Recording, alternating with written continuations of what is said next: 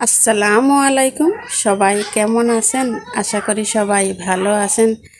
এই যে চলে গেল ঈদ, চলে গেল পহেলা বৈশাখ, পড়েছে খুবই গরম।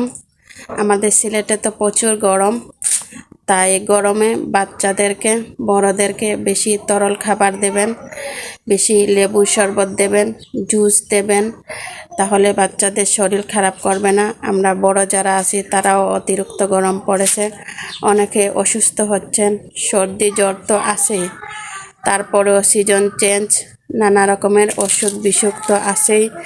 তাই আমরা সবাই তরল পানি এগুলা বেশি করে খাবো, কারণ আমরা ঘামের সাথে শরীর থেকে অতিরিক্ত পানি বের হয়ে যাচ্ছে, সেই জন্য আমরা অসুস্থ হয়ে পড়তেছি।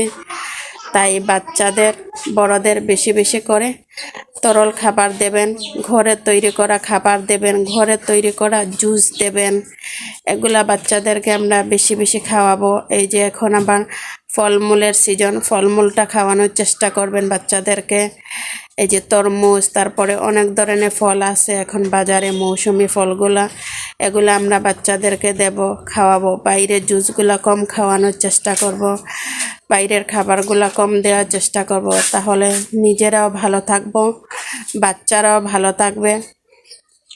যত পারা যায় বাইরের জিনিসটা কম খাওয়ানোর অভ্যস্ত করলে বাচ্চারা অসুস্থ হবে না।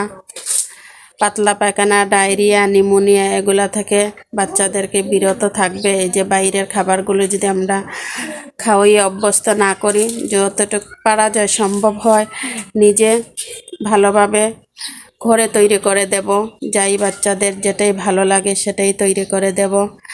তাহলে আমার আজকের ভিডিও এই পর্যন্তই। আমার ভিডিও যদি আপনাদের ভালো লাগে অবশ্যই আমাকে লাইক কমেন্ট করবেন।